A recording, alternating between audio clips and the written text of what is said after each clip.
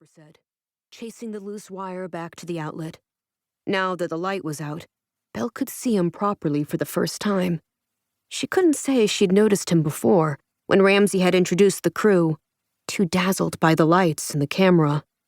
He must have been the youngest of the 4 documentary crew members. Couldn't be much older than her. And he was, just maybe, the most ridiculous person Belle had ever seen. He had shoulder-length brown hair that fell in thick curls, pushed off to one side of his pale face, full of angles and shadows. He wore flared tartan pants and a bright purple sweater with little green and yellow dinosaurs marching across his chest. "Sorry," he said again, the O giving him away. Must be from London, too. He grunted as he pushed the plug in, and the light sparked back to life, hiding him from Belle. Thank God. That ugly sweater was distracting. "I told you to gaffer all the wires down, Ash," Ramsey said, shifting to glance behind the box light. "I did," came Ash's voice from behind the light, somehow angular, just like his face. "Until the tape ran out." "Mate, we have like 50,000 rolls upstairs," Ramsey replied. 50,001, said the woman standing behind the microphone. A long pole balanced on a tripod, with a fluffy gray head hovering over Belle and Ramsey, just above the shot. Saba. That was what Ramsey had called her, introducing her as the sound person. She was wearing a huge pair of headphones that dwarfed her face, pushing the brown skin of her cheeks into unnatural folds. "Sorry," came Ash's voice. "I'll fix it later." "It's okay," Ramsey said, his face softening for a second.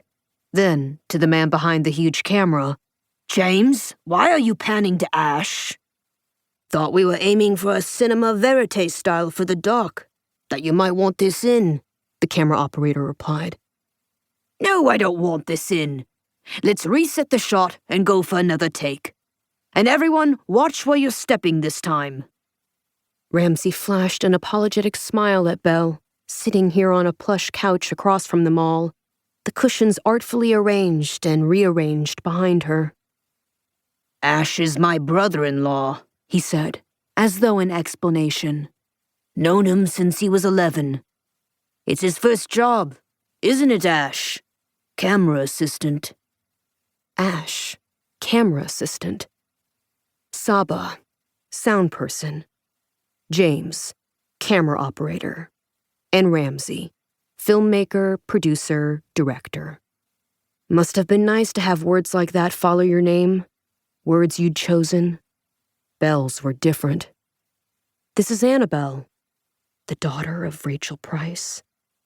That last part said in a knowing whisper. Because even though Rachel was gone, everything existed only in relation to her. Gorham wasn't its own place anymore. It was the town where Rachel Price had lived.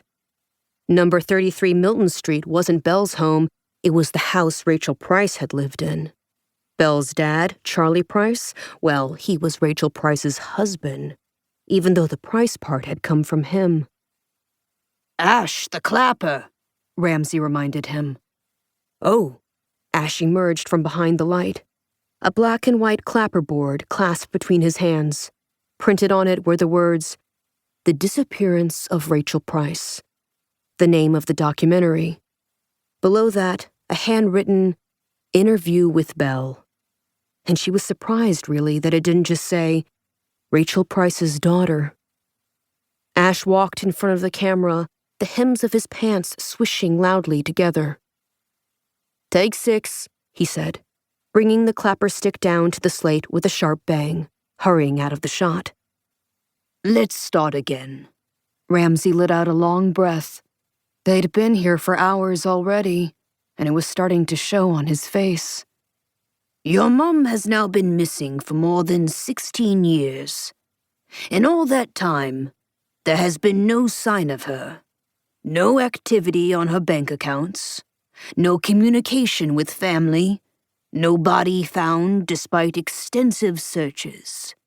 Of course, there have been sightings," he said, leaning on the word too hard so